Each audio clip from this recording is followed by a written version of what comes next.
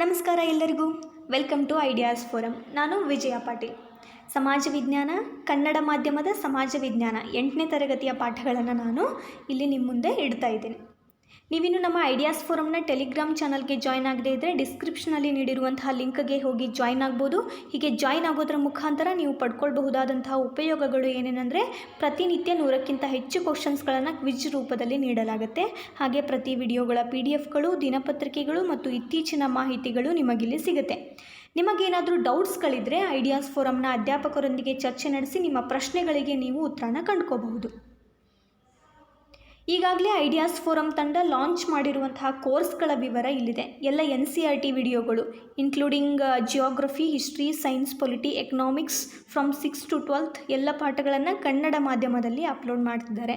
ಹಾಗೆ DSERT ವಿಡಿಯೋಗಳು. ನಾನು ಸೋಷಿಯಲ್ ಸೈನ್ಸ್ನ 6th 8th ಸ್ಟ್ಯಾಂಡರ್ಡ್ನ ಬುಕ್ಸ್ಗಳನ್ನು ಮುಗಿಸಿದ್ದೀನಿ. ಈಗ 8th ಸ್ಟ್ಯಾಂಡರ್ಡ್ನ ಪಾಠಗಳನ್ನು ನಿಮ್ಮ ಮುಂದೆ ತರ್ತಾ ಇದ್ದೀನಿ. ಇನ್ನು ಎಲ್ಲ ತಮಿಳುನಾಡು ರಾಜ್ಯದ ಪಠ್ಯಪುಸ್ತಕಗಳು ಹಾಗೆ GK ಟ್ರಿಕ್ಸ್ ವಿಡಿಯೋಗಳು, 1000ಕ್ಕೂ ಅಧಿಕ ಪ್ರಶ್ನೆ ಪತ್ರಿಕೆಗಳನ್ನು ಚರ್ಚೆ ನಡೆಸಿದಂತಹ ವಿಡಿಯೋಗಳು ನಿಮಗೆ ಇಲ್ಲಿ ಸಿಗುತ್ತೆ.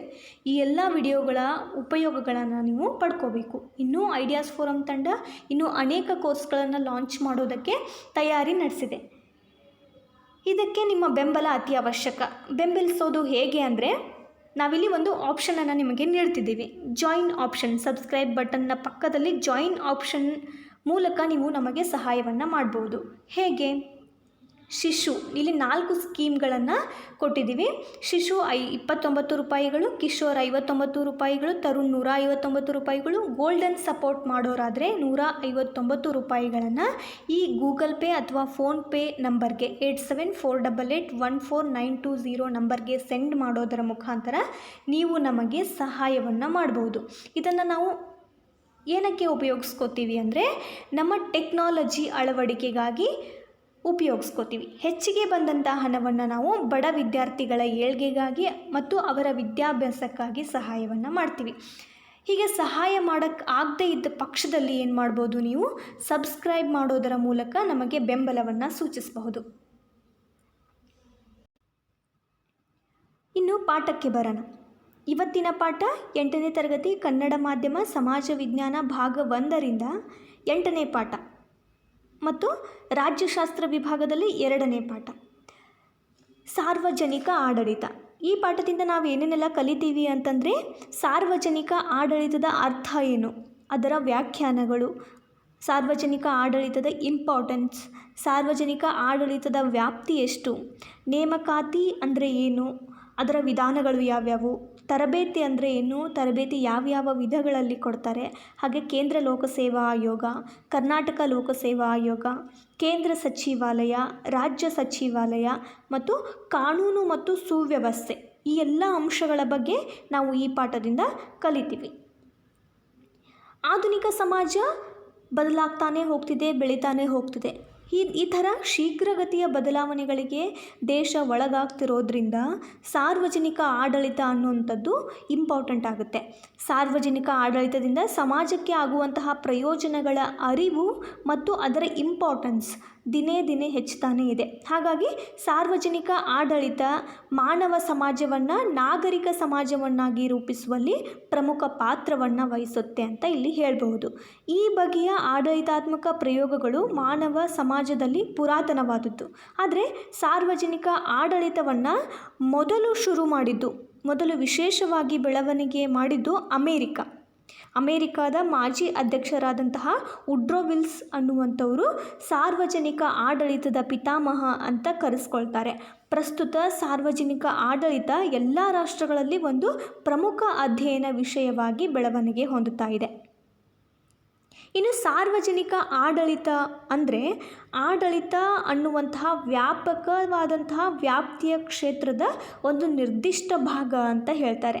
ಸಾರ್ವಜನಿಕ ಅನ್ನುವಂಥದ್ದು ಸರ್ಕಾರಿ ಅಥವಾ ಗವರ್ಮೆಂಟ್ ಅನ್ನುವಂತಹ ಪದವನ್ನು ಸೂಚಿಸುತ್ತೆ. ಸಾರ್ವಜನಿಕ ಆಡಳಿತ ಅನ್ನುವಂತಹ ಪದವನ್ನು ಮೊಟ್ಟ ಮೊದಲ ಬಾರಿಗೆ 1812ರಲ್ಲಿ ಅಲೆಕ್ಸಾಂಡರ್ ಹ್ಯಾಮಿಲ್ಟನ್ ಅನ್ನುವಂಥವರು ಬಳಕೆಗೆ ತಂದರು. ನಂತರ ಹಲವಾರು ಲೇಖಕರು, ತಜ್ಞರು ತಮ್ಮ ಪರಿಭಾಷೆಯ ಅರ್ಥದಲ್ಲಿ ಸಾರ್ವಜನಿಕ ಆಡಳಿತ ಅಂದರೆ ಏನು ಅಂತ ಹೇಳ್ತಾರೆ. ಇಲ್ಲಿ ಹಲವು ಮಂದಿ ವ್ಯಾಖ್ಯಾನವನ್ನು ನಾವು ಇಲ್ಲಿ ನೋಡೋಣ. ವುಡ್ರೋ ವಿಲ್ಸ್ ಅವರು ಹೇಳ್ತಾರೆ, ಸಾರ್ವಜನಿಕ ಆಡಳಿತ ಅನ್ನುವಂಥದ್ದು ಕಾನೂನಿನ ಸಮಗ್ರ ಮತ್ತು ಕ್ರಮಬದ್ಧತೆಯನ್ನು ಜಾರಿಗೊಳಿಸುವಿಕೆಯ ಅಂತ ಹೇಳ್ತಾರೆ. ಸಾರ್ವಜನಿಕ ಆಡಳಿತ ಅನ್ನುವಂಥದ್ದು ಕಾನೂನಿನ ಸಮಗ್ರ ಮತ್ತು ಕ್ರಮಬದ್ಧ ಜಾರಿಗೊಳಿಸುವಿಕೆ ಅಂತ ಅವರು ಹೇಳ್ತಾರೆ. ಇನ್ನು ಫಿಫ್ ಹೇಳ್ತಾರೆ, ಸಾರ್ವಜನಿಕ ನೀತಿಯನ್ನು ಜಾರಿಗೊಳಿಸುವ ಸಾಮೂಹಿಕ ಯತ್ನದ ಸಂಯೋಜನೆ ಅಂತ ಹೇಳ್ತಾರೆ. ಸಾರ್ವಜನಿಕ ಆಡಳಿತ ಅನ್ನುವಂಥದ್ದು ಸಾರ್ವಜನಿಕ ನೀತಿಗಳನ್ನು ಜಾರಿಗೊಳಿಸುವಂತಹ ಸಾಮೂಹಿಕ ಯತ್ನದ ಸಂಯೋಜನೆ ಅಂತ ಹೇಳ್ತಾರೆ. ಇನ್ನು ಲೂಥರ್ ಗುಲಿಕ್ ಅವರು ಹೇಳ್ತಾರೆ, ಸರ್ಕಾರದ ಕಾರ್ಯಗಳನ್ನು ನಿರ್ವಹಿಸುವ ಕಾರ್ಯಾಂಗ ಶಾಖೆಗೆ ಇದು ಸಂಬಂಧಿಸಿದ್ದು ಅಂತ ಹೇಳ್ತಾರೆ. ಕಾರ್ಯಾಂಗಕ್ಕೆ ಇದು ಸಂಬಂಧಪಡುತ್ತೆ ಅಂತ ಹೇಳ್ತಾರೆ. ಇವರು ಸಾರ್ವಜನಿಕ ಆಡಳಿತದ ಬಗ್ಗೆ ಸಂಕುಚಿತ ಭಾವವನ್ನು ಹೊಂದಿದವರು. ಅಂದರೆ ಇವರು ಸಾರ್ವಜನಿಕ ಆಡಳಿತ ಅನ್ನುವಂಥದ್ದು ಬರೀ ಕಾರ್ಯಾಂಗಕ್ಕೆ ಸೀಮಿತ, ಕಾರ್ಯಾಂಗಕ್ಕೆ ಸಂಬಂಧಪಟ್ಟದ್ದು ಅಂತ ಲೂಥರ್ ಗುಲಿಕ್ ಅವರು ಹೇಳ್ತಾರೆ. ಇದು ಹಲವಾರು ಮಂದಿ ತಜ್ಞರ ದೃಷ್ಟಿಯಲ್ಲಿ ಸಾರ್ವಜನಿಕ ಆಡಳಿತ ಅಂದರೆ ಏನು ಅಂತ.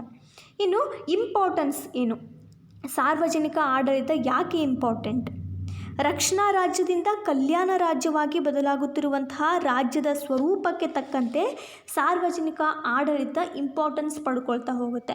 ಇದರಿಂದಾಗಿ ಸಾರ್ವಜನಿಕ ಆಡಳಿತ ಕ್ಷೇತ್ರಕ್ಕೂ ಇದು ವಿಸ್ತಾರ ಆಗುತ್ತೆ. ಮಾನವನ ಸರ್ವಾಂಗೀಣ ಅಭಿವೃದ್ಧಿ ಮತ್ತು ಮಾನವ ಸಮಾಜದ ಅಳಿವು ಮತ್ತು ಉಳಿವು ಸಾರ್ವಜನಿಕ ಆಡಳಿತವನ್ನು ಅವಲಂಬಿಸುತ್ತೆ. ಆಧುನಿಕ ರಾಜ್ಯವನ್ನು ನಾವು ಆಡಳಿತಾತ್ಮಕ ರಾಜ್ಯ ಅಂತ ಕರಿತೀವಿ. ಯಾಕಂದರೆ ಸಾರ್ವಜನಿಕ ಆಡಳಿತ ಇಲ್ಲದೆ ರಾಜ್ಯದ ಕಲ್ಪನೆ ಶೂನ್ಯ. ಆದ್ದರಿಂದ ಆಧುನಿಕ ರಾಜ್ಯವನ್ನು ಆಡಳಿತಾತ್ಮಕ ರಾಜ್ಯ, ಅಡ್ಮಿನಿಸ್ಟ್ರೇಟಿವ್ ಸ್ಟೇಟ್ ಅಂತ ಪರಿಗಣನೆ ಮಾಡ್ತಾರೆ. ಇನ್ನು ಕೆಲವೊಂದು ಅಂಶಗಳು ಸಾರ್ವಜನಿಕ ಆಡಳಿತದ ಪ್ರಾಮುಖ್ಯತೆಯನ್ನು ತಿಳಿಸ್ತವೆ. ಅವು ಯಾವ್ಯಾವಂದರೆ, ಸಾರ್ವಜನಿಕ ಆಡಳಿತ ಸರ್ಕಾರದ ಆಧಾರ ಸ್ತಂಭ ಅಂತ ಹೇಳಲಾಗುತ್ತೆ. ರಾಜ್ಯದಲ್ಲಿ ಶಾಸಕಾಂಗ ಹಾಗೂ ನ್ಯಾಯಾಂಗ ಇಲ್ಲದೆ ಇರಬಹುದು, ಬಟ್ ಆಡಳಿತಾಂಗ ಇಲ್ಲದೆ, ಕಾರ್ಯಾಂಗ ಇಲ್ಲದೆ ಯಾವುದೇ ಸರ್ಕಾರ ಅಥವಾ ರಾಜ್ಯದ ಅಸ್ತಿತ್ವ ಶೂನ್ಯ. ಸಾರ್ವಜನಿಕ ಅಥವಾ ಸರ್ಕಾರದ ನೀತಿಗಳನ್ನು ಕಾರ್ಯಗತಗೊಳಿಸಲು ಆಡಳಿತಾತ್ಮಕ ಯಂತ್ರ ಎಲ್ಲ ರಾಷ್ಟ್ರಗಳಲ್ಲೂ ಅತಿ ಇಂಪಾರ್ಟೆಂಟ್. ಆದ್ದರಿಂದ ಫಾಲ್ ಅಪಲ್ಬಿ ಅವರು ಹೇಳ್ತಾರೆ, ಆಡಳಿತವಿಲ್ಲದೆ ಸರ್ಕಾರ ಕೇವಲ ಒಣಹರಟೆಯ ಕೂಟ ಆಗುತ್ತೆ ಅಂತ ಅವರು ಅಭಿಪ್ರಾಯ ಪಡ್ತಾರೆ. ಅಂದರೆ ಆಡಳಿತದ ಅಥವಾ ಕಾರ್ಯಾಂಗ ಇಲ್ಲದೆ ಬರೀ ಶಾಸಕಾಂಗ, ನ್ಯಾಯಾಂಗ ಅನ್ನುವಂಥದ್ದು ಹರಟೆಯ ಕೂಟ ಅಂತ ಹೇಳ್ತಾರೆ. ಇನ್ನು ಸಾರ್ವಜನಿಕ ಹಿತಾಸಕ್ತಿಗಾಗಿ ವಿವಿಧ ಸೇವೆಯನ್ನು ಸಾರ್ವಜನಿಕ ಆಡಳಿತ ಸಲ್ಲಿಸುತ್ತೆ.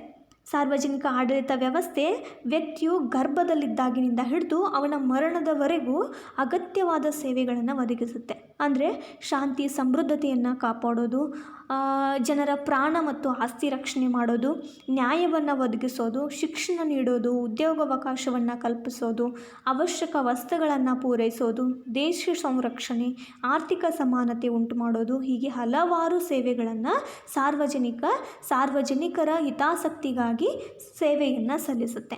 ಇನ್ನು ಕಾನೂನು ಮತ್ತು ನೀತಿಗಳ ಅನುಷ್ಠಾನವನ್ನು ಮಾಡುತ್ತೆ.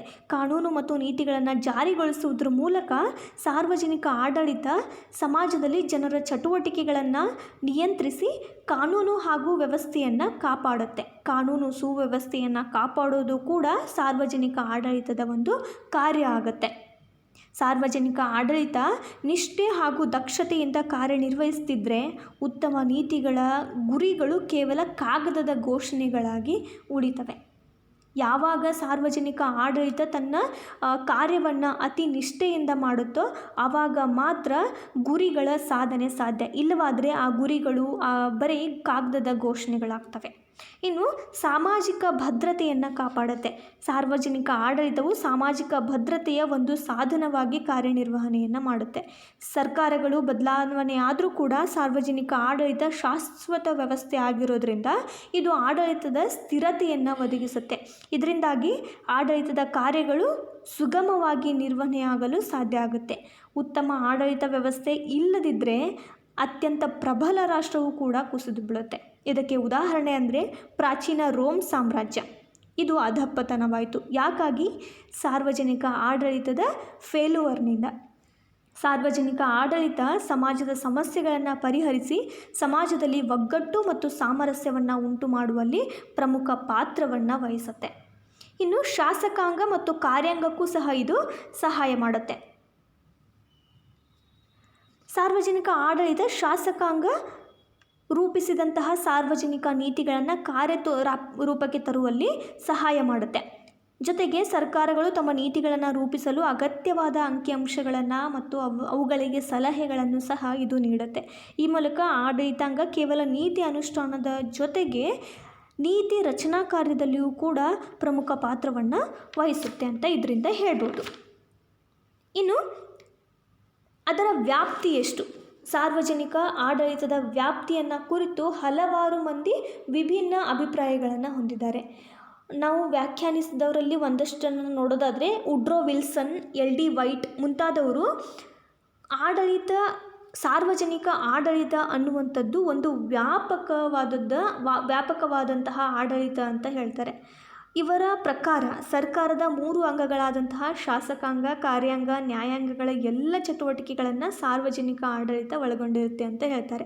ಇನ್ನು ಕೆಲವೊಂದು ಮಂದಿ ಲೂಥರ್ ಗುಲಿಕ್, ಸೈಮನ್ ಮುಂತಾದವರು ಸಂಕುಚಿತ ದೃಷ್ಟಿಕೋನವನ್ನು ಹೊಂದಿರ್ತಾರೆ. ಅಂದರೆ ಇವರು ಸರ್ಕಾರದ ಕಾರ್ಯಾಂಗಕ್ಕೆ ಮಾತ್ರ ಸಾರ್ವಜನಿಕ ಆಡಳಿತ ಸಂಬಂಧಪಟ್ಟಿದೆ ಅಂತ ಹೇಳ್ತಾರೆ. ಇನ್ನು ಲೂಥರ್ ಗುಲಿಕ್ ಅವರು ಈ ಸಾರ್ವಜನಿಕ ಆಡಳಿತ ವ್ಯಾಪ್ತಿಯನ್ನು ಪೋಸ್ಟ್ ಕಾರ್ಬ್ ಅಂತ ಒಂದು ಇಂಗ್ಲೀಷ್ ಪದವನ್ನು ಸೂಚಿಸ್ತಾರೆ. ಅದಕ್ಕೆ ಇಂಗ್ಲೀಷ್ ಪದದ ಇಲ್ಲಿ ಪ್ರತಿಯೊಂದು ಅಕ್ಷರವೂ ಕೂಡ ಸಾರ್ವಜನಿಕ ಆಡಳಿತದ ಒಂದೊಂದು ಕಾರ್ಯವನ್ನು ಸೂಚಿಸುತ್ತೆ. P ಅಂದರೆ ಪ್ಲ್ಯಾನಿಂಗ್, ಯೋಜನೆ. ಸರ್ಕಾರಿ ಯಂತ್ರ ಕೈಗೊಳ್ಳಬೇಕಾದಂತಹ ಕಾರ್ಯಸೂಚಿ, ನಿರ್ವಹಿಸಬೇಕಾದಂತಹ ಕಾರ್ಯಗಳು, ಅವುಗಳನ್ನು ಹೇಗೆ ಅನುಷ್ಠಾನಕ್ಕೆ ತರಲು ಬೇಕಾಗುವಂತಹ ವಿಧಾನಗಳ ಕುರಿತಂತೆ ಸ್ಥೂಲ ರೂಪರೇಷೆಯ ಯೋಜನೆಯನ್ನು ಸಿದ್ಧಪಡಿಸೋದು ಸಾರ್ವಜನಿಕ ಆಡಳಿತ ಅಂತ ಹೇಳ್ತಾರೆ. P ಅಂದರೆ ಇದು. ಇನ್ನು O ಆರ್ಗನೈಜೇಷನ್, ಸಂಘಟನೆ. ಏನನ್ನು ಸಂಘಟನೆ ಮಾಡುತ್ತೆ? ಉದ್ದೇಶಿತ ಗುರಿ ಸಾಧನೆಗಾಗಿ ಇಲಾಖೆ, ನಿಗಮ, ವಿಭಾಗ, ಉಪವಿಭಾಗ ಮುಂತಾದ ಆಡಳಿತ ವ್ಯವಸ್ಥೆಯನ್ನು ರೂಪಿಸೋದು ಮತ್ತು ಅವುಗಳು ನಿರ್ವಹಿಸಬೇಕಾದಂತಹ ಕಾರ್ಯಗಳನ್ನು ವಿವಿಧ ಇಲಾಖೆಗಳಿಗೆ ಹಂಚೋದು ಸಾರ್ವಜನಿಕ ಆಡಳಿತದ ಕಾರ್ಯ ಅಂತ ಹೇಳ್ತಾರೆ. ಇನ್ನು S ಸ್ಟಾಫಿಂಗ್, ಸಿಬ್ಬಂದಿ ವ್ಯವಸ್ಥೆ. ಕಾರ್ಯರೂಪಕ್ಕೆ ತರುವಲ್ಲಿ ಸಿಬ್ಬಂದಿ ವ್ಯವಸ್ಥೆ ಕೂಡ ಅಷ್ಟೇ ಇಂಪಾರ್ಟೆಂಟ್. ಆಡಳಿತದ ಕಾರ್ಯಗಳನ್ನು ನಿರ್ವಹಿಸೋದಕ್ಕೆ ಅಗತ್ಯವಾದಂತಹ ಸಿಬ್ಬಂದಿಯ ನೇಮಕ ಮಾಡೋದು, ಅವರಿಗೆ ತರಬೇತಿಯನ್ನು ಕೊಡೋದು, ಮತ್ತು ಸೇವಾ ನಿಯಮಗಳನ್ನು ನಿರ್ಧರಿಸೋದು ಇದು ಸಾರ್ವಜನಿಕ ಆಡಳಿತದ ಒಂದು ಕಾರ್ಯ. ಇನ್ನು ನಿರ್ದೇಶನ, ಡೈರೆಕ್ಷನ್ ಮಾಡೋದು. ಸರ್ಕಾರದ ವಿವಿಧ ಇಲಾಖೆಗಳಿಗೆ ಆದೇಶವನ್ನು ಕೊಡೋದು ಹಾಗೂ ನಿರ್ದೇಶನಗಳನ್ನು ನೀಡೋದು, ತೀರ್ಮಾನಗಳನ್ನು ಕೈಗೊಳ್ಳೋದು ಸಾರ್ವಜನಿಕ ಆಡಳಿತದ ಮತ್ತೊಂದು ಕಾರ್ಯ. ಇನ್ನು CO ಕೋಆರ್ಡಿನೇಷನ್, ಸಂಯೋಜನೆ. ಸರ್ಕಾರದ ವಿವಿಧ ಇಲಾಖೆಗಳಲ್ಲಿ ಘರ್ಷಣೆ, ಭಿನ್ನಾಭಿಪ್ರಾಯಗಳನ್ನು ನಿವಾರಿಸಿ ಅವುಗಳ ಕಾರ್ಯಗಳನ್ನು ಸಂಯೋಜನೆಗೊಳಿಸೋದು ಸಾರ್ವಜನಿಕ ಆಡಳಿತದ ಮತ್ತೊಂದು ಕಾರ್ಯ. ಇನ್ನು ರಿಪೋರ್ಟಿಂಗ್, R ಅಂತ ಬರುತ್ತೆ. ಏನು ರಿಪೋರ್ಟ್ ಮಾಡುತ್ತೆ? ಉನ್ನತಾಧಿಕಾರಿಗಳಿಗೆ ಅಧೀನಾಧಿಕಾರಿಗಳು ವಿವಿಧ ಇಲಾಖೆಗಳ ಕಾರ್ಯಚಟುವಟಿಕೆಗಳ ಬಗ್ಗೆ ವರದಿಯನ್ನು ಸಲ್ಲಿಸೋದು ಮತ್ತು ದಾಖಲೆ, ಸಂಶೋಧನೆ ಮತ್ತು ತನಿಖೆಯ ಮೂಲಕ ಶಾಸಕಾಂಗಕ್ಕೆ ವರದಿಯನ್ನು ನೀಡೋದು ಸಾರ್ವಜನಿಕ ಆಡಳಿತದ ಕಾರ್ಯ. ಇನ್ನು ಅಯವ್ಯಯ, ಬಜೆಟಿಂಗ್, ಹಣಕಾಸಿನ ಯೋಜನೆ, ಅಯವ್ಯಯ, ಲೆಕ್ಕಾಚಾರ, ಲೆಕ್ಕ ಪರಿಶೋಧನೆ ಮುಂತಾದವುಗಳನ್ನು ಇದು ನಿರ್ವಹಣೆ ಮಾಡುತ್ತೆ. ಇದು ಪೋಸ್ಟ್ ಕಾರ್ಬ್. ಇದನ್ನು ಸೂಚಿಸಿದವರು ಲೂಥರ್ ಗುಲಿಕ್ ಅವರು. ಇನ್ನು ನೇಮಕಾತಿ ಹೇಗಾಗುತ್ತೆ? ಇಲ್ಲಿ ಸಾರ್ವಜನಿಕ ಆಡಳಿತ ಸಿಬ್ಬಂದಿ ವ್ಯವಸ್ಥೆ ಸ್ಟಾಫಿಂಗಲ್ಲಿ ಕಾರ್ಯನಿರ್ವಹಿಸುತ್ತೆ ಅಂತ ನೋಡಿದ್ವಿ. ಇನ್ನು ಆ ಸಿಬ್ಬಂದಿಯ ನೇಮಕಾತಿ ಹೇಗಾಗುತ್ತೆ? ಸಿಬ್ಬಂದಿಯ ನೇಮಕಾತಿ ಅಂದರೆ ಏನು ಅಂದರೆ ಸಾರ್ವಜನಿಕ ಆಡಳಿತದ ಯಶಸ್ವಿಗೆ ಪರಿಣಾಮಕಾರಿಯಾಗಿ ಸಿಬ್ಬಂದಿ ಮತ್ತು ಅಧಿಕಾರಿಗಳು ಅವಶ್ಯಕ ಇರುತ್ತೆ. ಈ ಸಿಬ್ಬಂದಿ ಅಧಿಕಾರಿಗಳನ್ನು ಕ್ರಮಬದ್ಧ ರೀತಿಯಲ್ಲಿ ಆಯ್ಕೆ ಮಾಡಲಾಗುತ್ತೆ. ಆಯ್ಕೆ ಮಾಡುವಾಗ ಹಲವಾರು ಪ್ರಕ್ರಿಯೆಗಳನ್ನು ಅನುಸರಿಸ್ತಾರೆ. ಅದಕ್ಕೆ ನೇಮಕಾತಿ ಪ್ರಕ್ರಿಯೆ ಅಂತ ಹೇಳ್ತಾರೆ. ಉತ್ತಮ ಮತ್ತು ದಕ್ಷ ಸಾರ್ವಜನಿಕ ಆಡಳಿತ ನೇಮಕಾತಿ ಮತ್ತು ಅದರ ವಿಧಾನಗಳನ್ನು ಅವಲಂಬಿಸಿರುತ್ತೆ. ಅರ್ಹ, ದಕ್ಷ ಮತ್ತು ಪ್ರಾಮಾಣಿಕ ವ್ಯಕ್ತಿಯನ್ನು ಆಡಳಿತಕ್ಕೆ ನೇಮಿಸಿಕೊಂಡಾಗ ಅವರು ಅತ್ಯಂತ ಕ್ರಿಯಾಶೀಲರಾಗಿ ಬುದ್ಧಿವಂತಿಕೆಯಿಂದ ಮತ್ತು ಸರಿಯಾದ ರೀತಿಯಲ್ಲಿ ಸಾರ್ವಜನಿಕ ಆಡಳಿತವನ್ನು ನಡೆಸಿ ಅಭಿವೃದ್ಧಿಗೆ ಪ್ರಯತ್ನ ಪಡ್ತಾರೆ. ನೇಮಕಾತಿ ವಿಧಾನ ಹೆಚ್ಚು ಸಮರ್ಪಕ ಮತ್ತು ವೈಜ್ಞಾನಿಕ ಆಗಿದ್ದಾಗ ದಕ್ಷ ಸಿಬ್ಬಂದಿ ವರ್ಗವನ್ನು ಸಾರ್ವಜನಿಕ ಆಡಳಿತ ಹೊಂದುತ್ತೆ. ಹಾಗಾಗಿ ಯಶಸ್ವಿಯಾಗಿ ಆಡಳಿತವನ್ನು ನಡೆಸ್ಬೋದು. ನೇಮಕಾತಿ ಸಿಬ್ಬಂದಿ ಆಡಳಿತದಲ್ಲಿ ಅತ್ಯಂತ ಪ್ರಮುಖ ಸ್ಥಾನವನ್ನು ಹೊಂದುತ್ತೆ. ಓಜಿಸ್ಟಾಲ್ ಅವರ ಪ್ರಕಾರ ನೇಮಕಾತಿ ಸಾರ್ವಜನಿಕ ಸಿಬ್ಬಂದಿ ರಚನೆಯ ಅಡಿಗಲ್ಲು ಆಗಿರುತ್ತೆ. ಇನ್ನು ನೇಮಕಾತಿ ವಿಧಾನಗಳು ಯಾವ್ಯಾವು, ಯಾವ ರೀತಿಯಲ್ಲಿ ನೇಮಕಾತಿಯನ್ನು ಮಾಡ್ಕೊಳ್ತಾರೆ ಅಂತಂದರೆ ನೇರ ನೇಮಕಾತಿ ಮತ್ತು ಆಂತರಿಕ ನೇಮಕಾತಿ. ನೇರ ನೇಮಕಾತಿ ಅಂದರೆ ಏನು? ನೇಮಕಾತಿ ವಿಧಾನಗಳಲ್ಲಿ ನೇರ ನೇಮಕಾತಿ ಅತ್ಯಂತ ಜನಪ್ರಿಯ ಮತ್ತು ಅದು ವೈಜ್ಞಾನಿಕವೂ ಕೂಡ. ಅರ್ಹ ಅಭ್ಯರ್ಥಿಗಳನ್ನು ಸ್ಪರ್ಧಾತ್ಮಕ ಪರೀಕ್ಷೆಗಳ ಮೂಲಕ ನಿಶ್ಚಿತ ರೀತಿಯಲ್ಲಿ ಆಯ್ಕೆ ಮಾಡೋದನ್ನು ನೇರ ನೇಮಕಾತಿ ಅಂತ ಹೇಳಲಾಗುತ್ತೆ. ಈ ಮೂಲಕ ಸೇವೆಗೆ ಸೇರಬೇಕಾದಂತಹ ಅಭ್ಯರ್ಥಿಗಳು ಕೆಲವು ಸಾಮಾನ್ಯ ಅರ್ಹತೆಗಳು ಮತ್ತು ವಿಶೇಷ ಅರ್ಹತೆಗಳನ್ನು ಹೊಂದಿರಬೇಕಾಗಿರುತ್ತೆ. ಇನ್ನು ಆಂತರಿಕ ನೇಮಕಾತಿ ಅಂದರೆ ಏನು? ಆಂತರಿಕ ನೇಮಕಾತಿ ಅಂದರೆ ಬಡ್ತಿ ಮೂಲಕ ನೇಮಕಾತಿಯನ್ನು ಮಾಡೋದು. ಈಗಾಗಲೇ ಸರ್ಕಾರದಲ್ಲಿ ಆಡಳಿತವನ್ನು ಹೊಂದಿದವರು, ಸರ್ಕಾರಿ ಸೇವೆಯಲ್ಲಿರೋರು ಅರ್ಹವಾದಂತಹ ಮೇಲ್ದರ್ಜೆಯ ಹುದ್ದೆಗಳಿಗೆ ಅವರನ್ನು ಆಯ್ಕೆ ಮಾಡ್ತಾರೆ. ಅದನ್ನು ಆಂತರಿಕ ನೇಮಕಾತಿ ಅಂತ ಕರೆಯಲಾಗುತ್ತೆ. ಇಂತಹ ಪದ್ಧತಿಯನ್ನು ಸಾಮಾನ್ಯವಾಗಿ ಎಲ್ಲ ರಾಷ್ಟ್ರಗಳು ಒಳಗೊಂಡಿರ್ತವೆ. ಹಾಗೆ ಭಾರತವೂ ಕೂಡ ಆಂತರಿಕ ನೇಮಕಾತಿಯನ್ನು ರೂಢಿಸ್ಕೊಂಡಿದೆ. ಇನ್ನು ಹೀಗೆ ನೇಮಕಾತಿ ಹೊಂದಿದವರು ಅವರು ತರಬೇತಿಯನ್ನು ಪಡಿಬೇಕು. ಈ ತರಬೇತಿ ಅಂದರೆ ಏನು? ಟ್ರೈನಿಂಗ್ ಅಂದರೆ ಏನು? ಸಾರ್ವಜನಿಕ ಸಿಬ್ಬಂದಿಯ ದಕ್ಷತೆ ಅವರು ಪಡೆದಿರುವ ತರಬೇತಿಯ ಮೇಲೆ ಅವಲಂಬಿತ ಆಗಿರುತ್ತೆ. ಆಧುನಿಕ ರಾಜ್ಯದ ಆಡಳಿತ ಕಾರ್ಯಗಳು ಕ್ಲಿಷ್ಟಕರ ಆಗಿರೋದರಿಂದ ಅಭ್ಯರ್ಥಿಗಳು ತಾವು ನಿರ್ವಹಿಸಬೇಕಾದಂತಹ ಕಾರ್ಯಗಳ ಕುರಿತು ಸರಿಯಾದ ತಿಳುವಳಿಕೆಯನ್ನು ಪಡಿಬೇಕು. ಅದಕ್ಕೆ ತರಬೇತಿ ಅತಿ ಅವಶ್ಯಕ ಆಗಿರುತ್ತೆ. ವ್ಯವಸ್ಥಿತವಾದ ತರಬೇತಿಯಿಂದ ಮಾತ್ರ ನೌಕರರನ್ನು ತಮ್ಮ ದಕ್ಷ ಕಾರ್ಯನಿರ್ವಹಣೆಗೆ ಅಗತ್ಯವಾದ ಜ್ಞಾನವನ್ನು ಪಡ್ಕೊಳ್ಳೋದಕ್ಕೆ ಸಾಧ್ಯ ಆಗುತ್ತೆ. ಆದ್ದರಿಂದ ತರಬೇತಿ ಇಲ್ಲಿ ಇಂಪಾರ್ಟೆನ್ಸನ್ನು ಪಡ್ಕೊಳ್ಳುತ್ತೆ. ನಿರ್ದಿಷ್ಟವಾದಂತಹ ಕಾರ್ಯನಿರ್ವಹಣೆ ಮಾಡಲು ಅಗತ್ಯವಾದಂತಹ ಜ್ಞಾನ ಮತ್ತು ಅದಕ್ಕೆ ಬೇಕಾಗುವಂಥ ಪರಿಣಿತಿಯನ್ನು ಅಭಿವೃದ್ಧಿಪಡಿಸಿಕೊಳ್ಳೋದಕ್ಕೆ ತರಬೇತಿ ಇಂಪಾರ್ಟೆಂಟ್.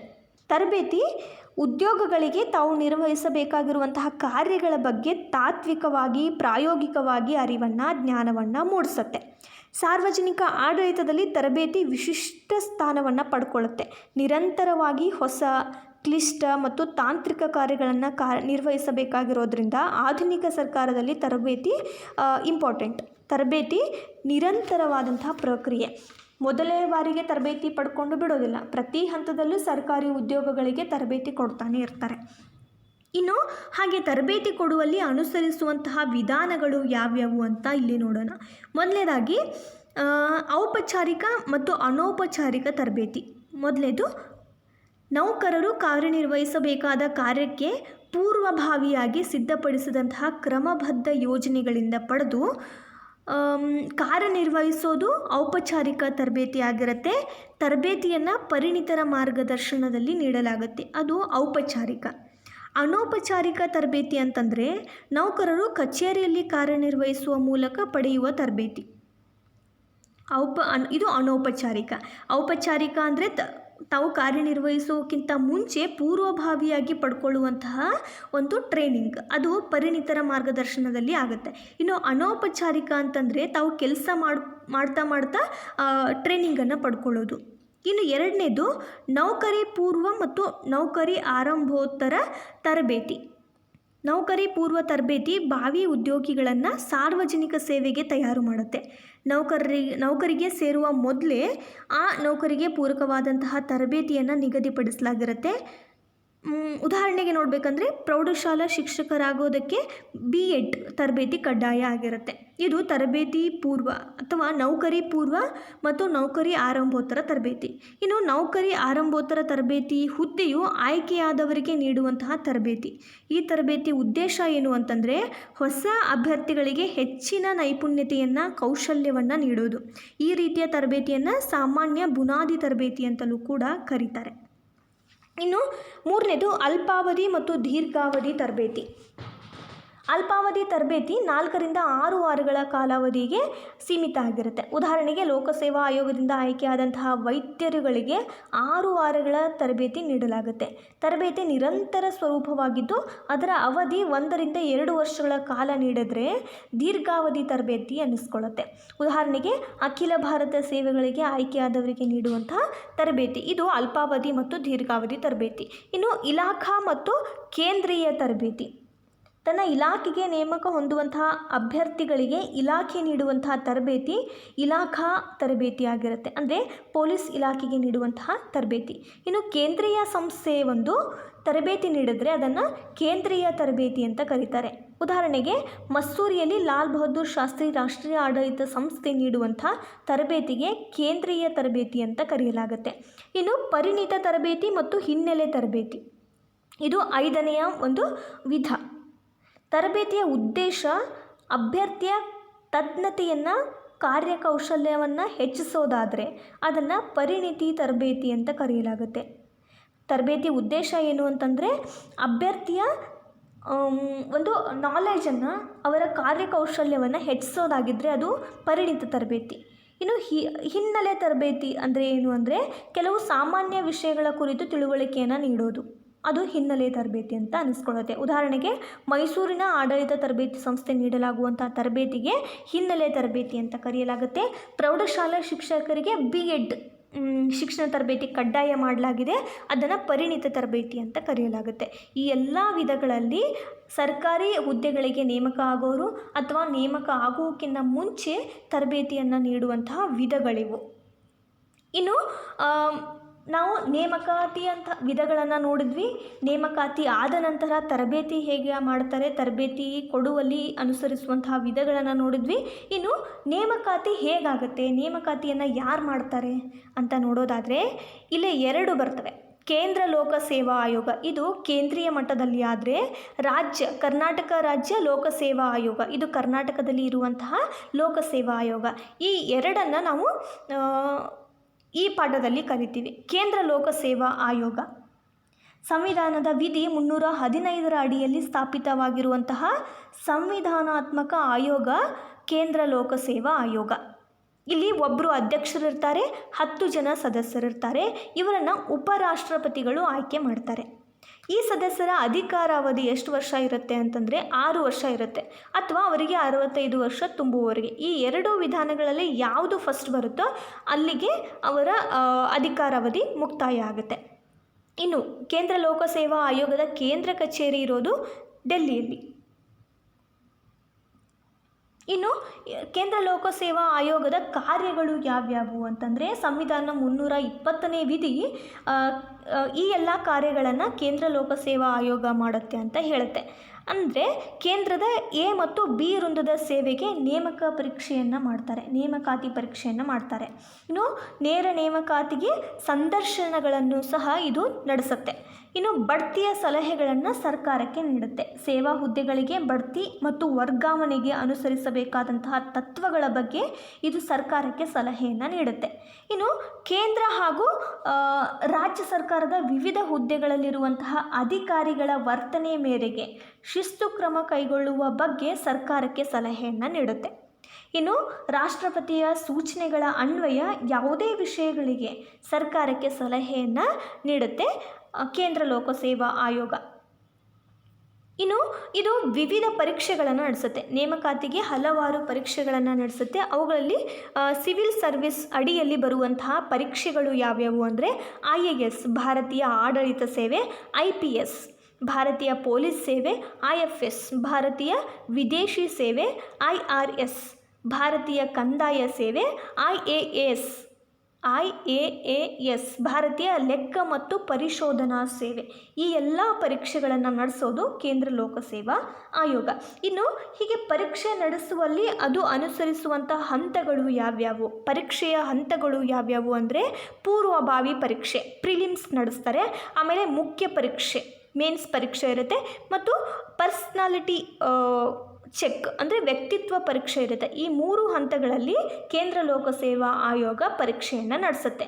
ಇದು ಕೇಂದ್ರ ಲೋಕಸೇವಾ ಆಯೋಗ. ಆಡಳಿತ ವ್ಯವಸ್ಥೆಗೆ, ಸಾರ್ವಜನಿಕ ಆಡಳಿತ ವ್ಯವಸ್ಥೆಗೆ ಅಭ್ಯರ್ಥಿಗಳನ್ನು ನೇಮಕಾತಿ ಮಾಡಿಕೊಳ್ಳುವಲ್ಲಿ ಕೇಂದ್ರ ಲೋಕಸೇವಾ ಆಯೋಗದ ಪಾತ್ರ. ಇನ್ನು ಕರ್ನಾಟಕ ರಾಜ್ಯ ಲೋಕಸೇವಾ ಆಯೋಗ KPSC ಬರುತ್ತೆ. ಕೇಂದ್ರದ ಹಂತದಲ್ಲಿ ಕೇಂದ್ರ ಲೋಕಸೇವಾ ಆಯೋಗ ಹೇಗಿದೆಯೋ ಹಾಗೆ ರಾಜ್ಯದ ಹಂತದಲ್ಲಿ ರಾಜ್ಯ ಲೋಕಸೇವಾ ಆಯೋಗ ಇರುತ್ತೆ. ಹಾಗೆ ಕರ್ನಾಟಕದಲ್ಲಿಯೂ ಕೂಡ ಕರ್ನಾಟಕ ಲೋಕಸೇವಾ ಆಯೋಗ ಅಂತ ಇದನ್ನು ಕರೀತಾರೆ. ಇದು 18/5/1951 ಸ್ಥಾಪನೆ ಆಯಿತು. ಇಲ್ಲಿಯೂ ಕೂಡ ಒಬ್ಬರು ಅಧ್ಯಕ್ಷರಿರ್ತಾರೆ, 9 ಮಂದಿ ಸದಸ್ಯರಿರ್ತಾರೆ. ಇವರು ರಾಜ್ಯಪಾಲರಿಂದ ಆಯ್ಕೆ ಆಗ್ತಾರೆ. ಹೇಗೆ ಕೇಂದ್ರ ಲೋಕಸೇವಾ ಆಯೋಗದಲ್ಲಿ 6 ವರ್ಷ ಅಥವಾ 65 ವರ್ಷದವರೆಗೆ ಅಧಿಕಾರಾವಧಿ ಇತ್ತೋ ಹಾಗೆ ಇಲ್ಲೂ ಕೂಡ ಅಧ್ಯಕ್ಷರು ಅಥವಾ ಸದಸ್ಯರ ಅಧಿಕಾರಾವಧಿ 6 ವರ್ಷ ಇರುತ್ತೆ, ಅಥವಾ ಅವರಿಗೆ 65 ವರ್ಷ ತುಂಬುವವರೆಗೆ, ಈ ಎರಡರಲ್ಲಿ ಯಾವುದು ಮೊದಲು ಆಗುತ್ತೋ ಅಲ್ಲಿಗೆ ಅವರ ಅಧಿಕಾರಾವಧಿ ಮುಕ್ತಾಯ ಆಗುತ್ತೆ. ಇನ್ನು ಕರ್ನಾಟಕ ರಾಜ್ಯ ಲೋಕಸೇವಾ ಆಯೋಗದ ಕೇಂದ್ರ ಕಚೇರಿ ಇರೋದು ಬೆಂಗಳೂರಿನಲ್ಲಿ, ಮತ್ತು ಮೈಸೂರು, ಬೆಳಗಾವಿ, ಕಲಬುರಗಿ, ಶಿವಮೊಗ್ಗ ಇವುಗಳಲ್ಲಿ ಪ್ರಾಂತೀಯ ಕಚೇರಿಗಳನ್ನು ಇದು ಹೊಂದಿದೆ. ಇಲ್ಲಿ ಕರ್ನಾಟಕ ರಾಜ್ಯ ಲೋಕಸೇವಾ ಆಯೋಗದ ಅಧಿಕಾರಾವಧಿ 6 ವರ್ಷ ಅಥವಾ ಅವರಿಗೆ 62 ವರ್ಷ ವಯಸ್ಸಿನವರೆಗೆ ಅಷ್ಟೇ. ಕೇಂದ್ರ ಲೋಕಸೇವಾ ಆಯೋಗದಲ್ಲಿ ಅವರಿಗೆ 65 ವರ್ಷ ವಯಸ್ಸಿನವರೆಗೆ ಅಥವಾ 6 ವರ್ಷ ಇತ್ತು, ಇಲ್ಲಿ 6 ವರ್ಷ ಅಥವಾ 62 ವರ್ಷ ವಯಸ್ಸಿನವರೆಗೆ. ಇನ್ನು ಕರ್ನಾಟಕ ರಾಜ್ಯ ಲೋಕಸೇವಾ ಆಯೋಗದ ಕಾರ್ಯಗಳು ಏನೇನು ಅಂತ ನೋಡೋದಾದರೆ, ಇಲ್ಲಿ ರಾಜ್ಯ ಸರ್ಕಾರಿ ಸೇವೆಗೆ ಪತ್ರಾಂಕಿತ ಅಧಿಕಾರಿಗಳು ಅಥವಾ ಅಪತ್ರಾಂಕಿತ ಸಿಬ್ಬಂದಿಗಳನ್ನು ಸ್ಪರ್ಧಾತ್ಮಕ ಪರೀಕ್ಷೆ ಸಂದರ್ಶನದ ಮೂಲಕ ಆಯ್ಕೆ ಮಾಡೋದು ಯಾವುದು ಕರ್ನಾಟಕ ರಾಜ್ಯ ಲೋಕಸೇವಾ ಆಯೋಗ. ಇನ್ನು ಸರ್ಕಾರಿ ನೌಕರಿಗೆ ಇಲಾಖಾ ಪರೀಕ್ಷೆಯನ್ನು ನಡೆಸುತ್ತೆ. ಈಗ ಆಲ್ರೆಡಿ ಇರುವಂತಹ ಸಿಬ್ಬಂದಿಗಳಿಗೆ ಇಲಾಖಾ ಪರೀಕ್ಷೆ ಅಂತ ನಡೆಸ್ತಾರೆ. ಈ ಪರೀಕ್ಷೆಯನ್ನು ಇದು KPSC ನಡೆಸುತ್ತೆ. ಇನ್ನು ಬಡ್ತಿಯ ಬಗ್ಗೆ ಸರ್ಕಾರಕ್ಕೆ ಸಲಹೆಯನ್ನು ನೀಡುತ್ತೆ. ಸರ್ಕಾರಿ ನೌಕರರಿಗೆ ವರ್ಷಕ್ಕೆ 2 ಬಾರಿ ಇಲಾಖಾ ಪರೀಕ್ಷೆಗಳನ್ನು ನಡೆಸೋದು ಮತ್ತು ಶಿಸ್ತು ಮತ್ತು ಪೂರ್ವಾನ್ವಯ ಬಡ್ತಿ ಪ್ರಕರಣಗಳ ಬಗ್ಗೆ ಇದು ಸಲಹೆಯನ್ನು ನೀಡುತ್ತೆ. ಇನ್ನು ಕೇಂದ್ರ ಲೋಕಸೇವಾ ಆಯೋಗ ರಾಜ್ಯದಲ್ಲಿ ನಡೆಸುವಂತಹ ವಿವಿಧ ಪರೀಕ್ಷೆಗಳ ಸಮನ್ವಯ ಕಾರ್ಯವನ್ನು ನಿರ್ವಹಣೆ ಮಾಡುತ್ತೆ. ಹಾಗೆ ನೇರವಾಗಿ ನೇಮಕಗೊಳ್ಳುವಂತಹ ಅಭ್ಯರ್ಥಿಗಳ ಸಂದರ್ಶನವನ್ನು ಕೂಡ ಇದು ಮಾಡುತ್ತೆ. ಇದು KPSCಯ ಕಾರ್ಯ. ಈ ಪಾಠದಲ್ಲಿ ನಾವು ಹಲವಾರು ವಿಷಯಗಳನ್ನು ತಿಳ್ಕೊಂಡ್ವಿ. ಸಾರ್ವಜನಿಕ ಆಡಳಿತ ಅಂದರೆ ಏನು, ಸಾರ್ವಜನಿಕ ಆಡಳಿತವನ್ನು ಹೇಗೆ ವ್ಯಾಖ್ಯಾನಿಸಿದ್ರು, ಅದರ ಇಂಪಾರ್ಟೆನ್ಸ್ ಏನು, ಪೋಸ್ಟ್ ಕಾರ್ಬ್ ಅಂದರೆ ಏನು, ನೇಮಕಾತಿ, ತರಬೇತಿ, ಹಾಗೆ ನೇಮಕಾತಿಯಲ್ಲಿ ಕೇಂದ್ರ ಲೋಕಸೇವಾ ಆಯೋಗ ಮತ್ತು ಕರ್ನಾಟಕ ರಾಜ್ಯ ಲೋಕಸೇವಾ ಆಯೋಗ ಈ ಆಯೋಗಗಳ ಪಾತ್ರವನ್ನು ನೋಡಿದ್ವಿ. ಇನ್ನು ಮುಂದಿನ ಇದೇ ಪಾಠದಲ್ಲಿ ಸಾರ್ವಜನಿಕ ಆಡಳಿತದಲ್ಲಿ 2ನೇ ಭಾಗವನ್ನು ನೋಡೋದಾದರೆ, ಅಲ್ಲಿ ನಾವು ಕೇಂದ್ರ ಸಚಿವಾಲಯ ಮತ್ತು ರಾಜ್ಯ ಸಚಿವಾಲಯವನ್ನು ನೋಡೋಣ. ಅದನ್ನು ಮುಂದಿನ ಪಾಠದಲ್ಲಿ ನೋಡೋಣ. ಈ ವಿಡಿಯೋ ನಿಮಗೆ ಇಷ್ಟ ಆಗಿದ್ದರೆ ಲೈಕ್ ಮಾಡಿ, ಶೇರ್ ಮಾಡಿ ಮತ್ತು ಸಬ್ಸ್ಕ್ರೈಬ್ ಮಾಡೋದನ್ನು ಮರಿಬೇಡಿ. ಮುಂದೆ ಇದೇ ಪಾಠದ ಇನ್ನೊಂದು ಭಾಗದೊಂದಿಗೆ ನಾನು ನಿಮ್ಮ ಜೊತೆ ಬರ್ತೀನಿ. Thank you.